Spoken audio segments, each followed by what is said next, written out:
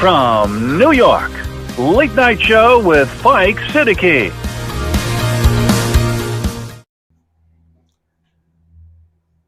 Bismillahirrahmanirrahim. Allahumma salli ala Muhammadin wa ala ali Muhammad. Welcome to the show. साहिबों, Asim Munir साहब ने पेशावर में सियासी जमातों से मुलाकात की और उसके बाद उनका ये बयान सामने आया है जिसमें मुद्दज़िल्ला अलैह ने फरमाया कि गलती हर इंसान से हो सकती है, होती है, और जो अपनी गलती को ना माने वो उससे भी बड़ी गलती होती है।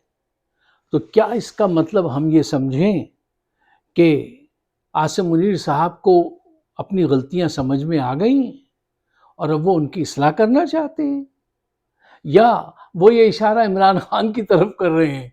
इसका तफसील से जायज़ा लेंगे, इस पे बात करेंगे।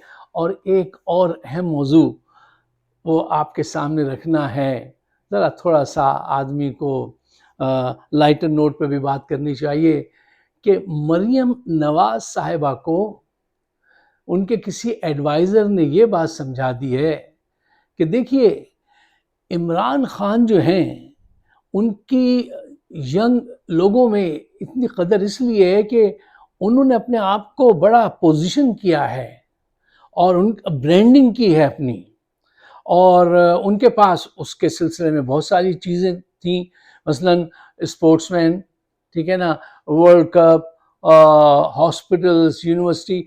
तो उन्होंने अपने आप को जो है बड़ा अच्छी तरह से अपलिफ्ट किया है, ब्रांडिंग की है अपनी।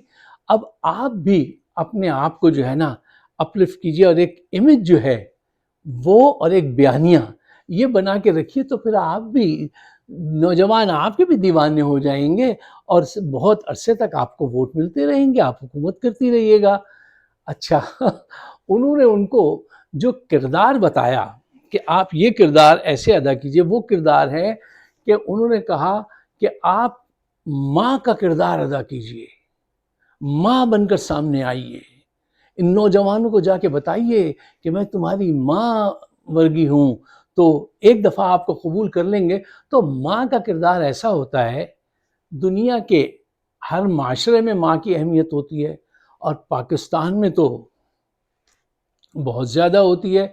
वो कहते हैं कि एक साहब बता रहे थे कि एक सर्वे किया गया तो 7 लोगों से पूछा गया कि तुम्हारे माँ बाप साथ हैं और हालात इतने ख़राब हैं, तुम एक की जान बचा सकते हो, तो भला बताओ किसकी जान बचाओगे?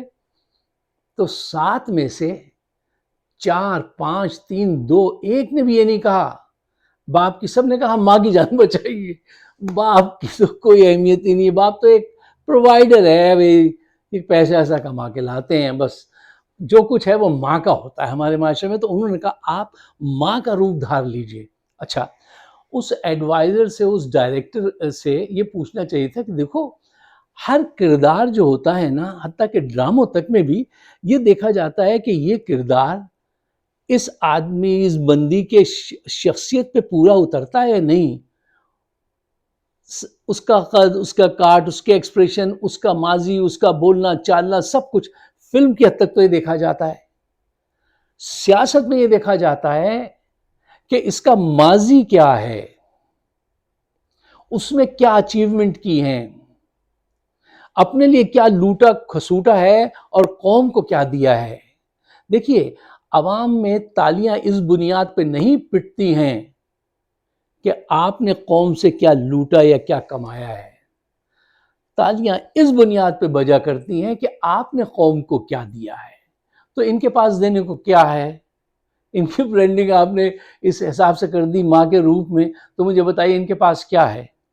इनके साथ गुजरी हुई रातों के कुछ मुहीब साए हैं।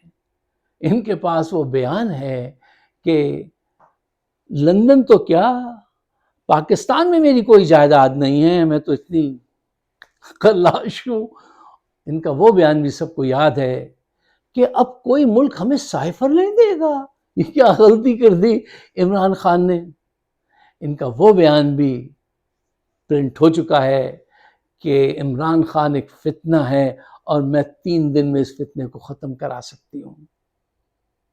تو آپ بتائیے ان کی برانڈنگ کرنا اور ان کو جو ہے اپلفٹ کرنا، تو یہ کوئی آسان کام نہیں، آپ نے ان کو غلط روپ دے دیا۔ اب وہ اس دن فرما رہی تھی کہ مجھے بہت اچھا لگا، ایک بچے نے مجھے جب ماں کہا، ان کی ممتا جاگ گئی، ذرا اندازہ لگائیے ذرا جالی پن کی۔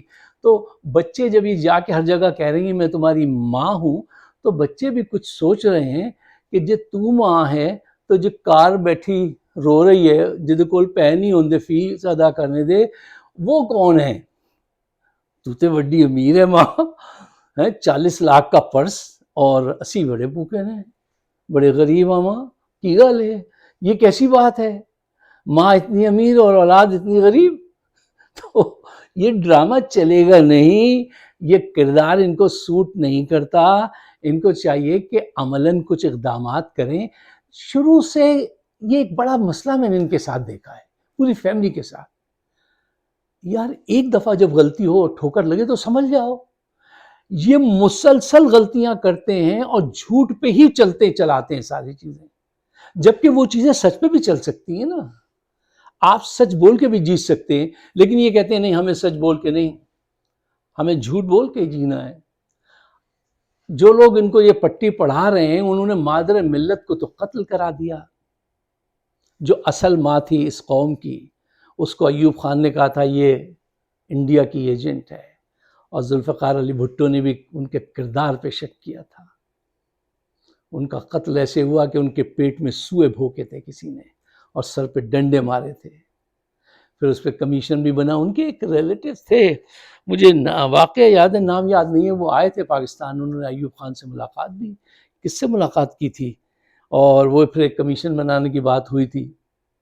آج تک کسی کمیشن نے کام کیا؟ لیاقت علی خان پہ بھی قتل پہ کمیشن بنا، بے نظیر کے بھی، مادر ملت کے بھی۔ اب آج کل عمران خان جب یہ کہتے ہیں کہ حکومت کم سے کم اتنا تو کرے کہ 9 مئی اور 26 نومبر پہ ایک کمیشن، جوڈیشل کمیشن بنا لے، تو یار ان کو سوچنا چاہیے یہ تو جھوٹے لوگوں کا ایک کمیشن بنا دیں گے، وہ ان کی مرضی کی رپورٹ دے دے گا۔ آج تک یہی ہوتا آیا، تو اب کس سے امید کر لی جائے کہ جو جوڈیشل کمیشن یہ بنائیں گے وہ صحیح لوگوں پر ہوگا؟ آپ کہتے رہیں گے کہ فلاں کو رکھو، وہ نہیں رکھیں گے۔ تو یہ مطالبہ ذرا میرے نزدیک ذرا تھوڑا سا ویسا ہے کہ اس پہ سوچ و وچار کرنی چاہیے۔ اچھا صاحب، اب آئیے حافظ سید عاصم منیر صاحب کی طرف۔ اچھا یہ جتنے اپنے آپ کو سید کہتے ہیں نا، ان سب سے کہیے آپ ذرا اپنا ڈی این اے کا ٹیسٹ لے کے آئے، رپورٹ لے کے آ جائیے، ابھی پتہ چل جائے گی کہ آپ کتنے سید ہیں، اور صاحب بھی تو سیدوں والے ہونے چاہیے نا۔ تو وہ اب یہ خیر ایک الگ بات ہے۔ اچھا جو بیان انہوں نے دیا ہے کہ غلطیوں سے متعلق، کہ غلطیاں ہر ایک سے ہوتی ہیں اور جو غلطیوں کو نہ مانے وہ بڑی غلطی ہوتی ہے، اگر ان کو اپنی غلطی کا احساس ہو گیا ہے، یہ سیلف ڈسیپشن سے نکل آئے ہیں، تو ان کو چاہیے کہ اڈیالہ جا کے عمران خان سے معافی مانگ لیں کہ بھائی معاف کرنا، غلطی ہو گئی، میں نے تم پہ 200 جھوٹے مقدمات قائم کیے اور عوام کی معیشت تباہ کی، ملک کی معیشت تباہ کی، عوام کو اتنا مارا پیٹا، آئی ایم سوری، میں اپنی غلطی کا اعتراف کرتا ہوں۔ اور اگر ایسا نہیں ہے اور یہ غلطی کا اعتراف اس کے لیے کہہ رہے ہیں کہ وہ غلطی مان لے جس کو یہ کہتے ہیں وہ پلے بوائے ہے، اور کہتے ہیں میں گھرانے کا باپ ہوں اور یہ بگڑے ہوئے جیسے لڑکے ہیں، اگر یہ غلطی کو ریفر ان کی طرف کر رہے ہیں تو یہ ذہانت کا گیم آپ مت کھیلیے، یہ زیادہ دیر نہیں چلے گا۔ اس کی وجہ کیا ہے؟ دیکھیے آپ نے اکثر ایسے کیس دیکھے ہوں گے نا کہ جہاں پہ ایک بے وقوف بڑے عقل مند کا روپ دھار کر کسی ایسے عقل مند سے جا کے دھوکہ دینے کی کوشش کر رہا ہوتا ہے جو ہوتا بہت عقل مند ہے لیکن ایسے معصوم بنا بھولا بنا بیٹھا رہتا ہے۔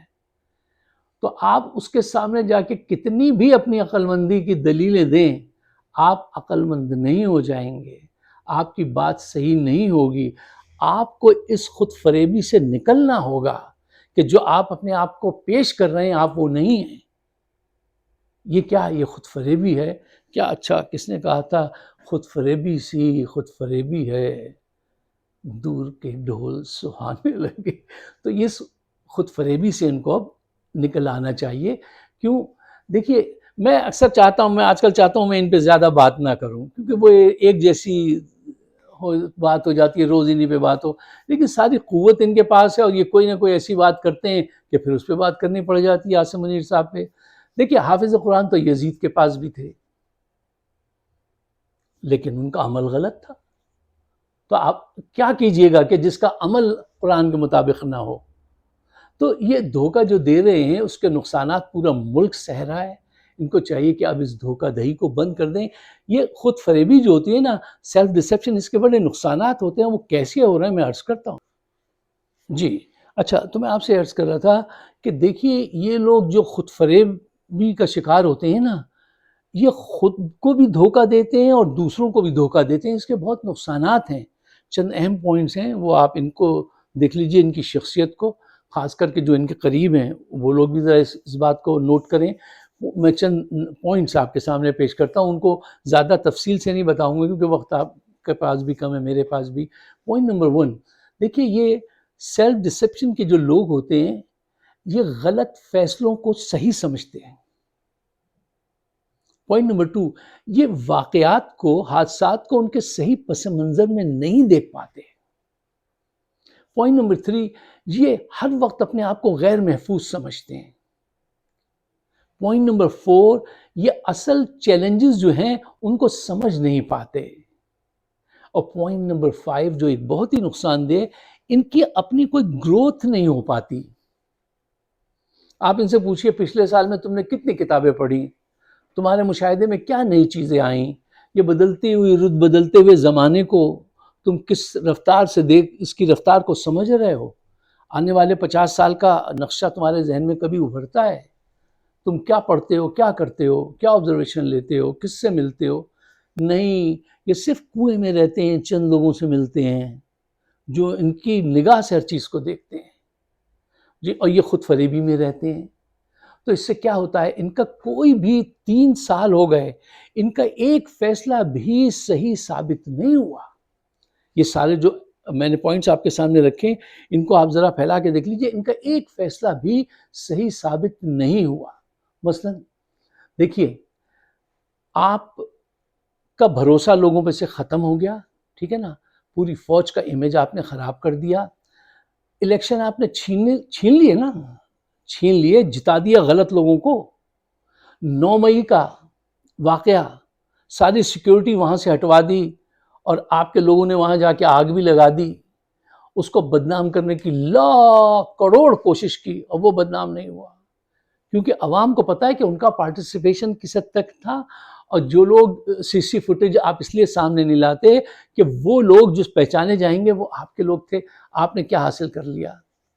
26 نومبر کو آپ نے لاشیں گروا دی غریبوں کی، جن کے جیبوں سے چنے اور ماں کا فون کالز نکلی، ایسے لوگوں کو آپ نے لاشیں گرا دی، لاشیں چھپوا دی۔ نقوی کہتے تھے ایک لاش بھی نہیں گری، گولی بھی نہیں چلی، شروع میں یہ پہلے دن یہ بیان تھا، گولی چلی ہی نہیں۔ اچھا، یہ سب آپ نے کر لیا، کیا آپ کنٹرول حاصل کر پائے؟ حالات آپ کے کنٹرول میں آئے؟ نہیں، حالات روز بروز ابتر ہیں، اکانومی روز بروز، آپ جھوٹ بول دیتے ہیں آگے کہ اکانومی اچھی ہو گئی۔ یار اتنا جھوٹ سے اتنی دیر نہیں چلتی ہے، ایک آدھ چھوٹا سا وقت کر سکتا ہے۔ پوری دنیا آج آپ کے خلاف ہے، اور یہ خود فریبی میں رہنے والے لوگ جو ہوتے ہیں، انہوں نے دنیا میں ہر محاذ پہ جو ہے وہ ٹھوکریں کھائی ہیں۔ تاریخ میں آپ دیکھ لیجئے، یہ جرنل ہیں تو ان کو ایک جرنل کا حوالہ دیتا ہوں کہ وہ نیپولین جو تھے، جب وہ رشیا پہ حملہ آور ہوئے تو وہ بھی خود فریبی میں مبتلا تھے کہ میرے پاس اتنی فوجیں ہیں اور میں ایسے جا کے ان کو فتح کر لوں گا۔ پھر اس نے ان کا کیا حشر کیا، کیا انجام کیا ہوا؟ شاید وہ اس وقت کی دنیا کی اب تک کی سب سے بڑی وار ہوگی، 6 لاکھ کے قریب غالباً سپاہی تھے ان کے پاس، 1812 کی میں بات کر رہا ہوں، ٹھیک ہے نا۔ تو یہ نیپولین کا کیا انجام ہوا؟ خود فریبی میں تھا وہ اس وقت، اور خود فریبی میں یہ اطراف کے لوگ بہت لاتے ہیں، نہیں صاحب آپ نے تو کیا پلان بنایا ہے، نہیں صاحب آپ تو کیا اچھا سوچ رہے ہیں، ہاں صاحب یہ بڑا بدماش ہے، آپ بہت اچھے ہیں۔ اس خود فریبی سے نکل کے آج جو کچھ ہو رہا ہے اس پہ نظر رکھیے. میں اکثر آپ سے ایک بات کہتا ہوں کہ ہمارے ڈکٹیٹرز کا، فوجی جرنیلوں کا جو سب سے بڑا مسئلہ یہ ہے، وہ چیزوں کو ویسے نہیں دیکھتے جیسی وہ ہیں، وہ ویسی دیکھتے ہیں جیسی وہ دیکھنا چاہتے ہیں، اور یہ عقل کی بہت بڑی ٹھوکر کھاتے ہیں وہ یہاں پہ. یہ چیز ایسے نہیں. اور آپ اگر کوئی کہہ دے کہ نہیں صاحب یہ نہیں ہے، تو کہتے ہیں تو پھر کیا ہوا، ہم ڈنڈ طاقت سے اس کو ٹھیک کر دیں گے. تو ٹھیک کر لیجئے آپ. ساری دنیا آپ کو روک رہی ہے، لیکن ظاہر بات ہے آپ کو شہباز شریف تو نہیں روکے گا، نقوی تو نہیں روکے گا، نجم سیٹھی، سہیل وڑیچ تو نہیں روکیں گے. وہ تو کہیں گے بھئی جاری رکھیے، آپ ہمارا بھی روزگار لگا رہے، آپ بھی کام کرتے رہیے. ایسے ملک نہیں چلا کرتے. ان کو احساس دلائیے.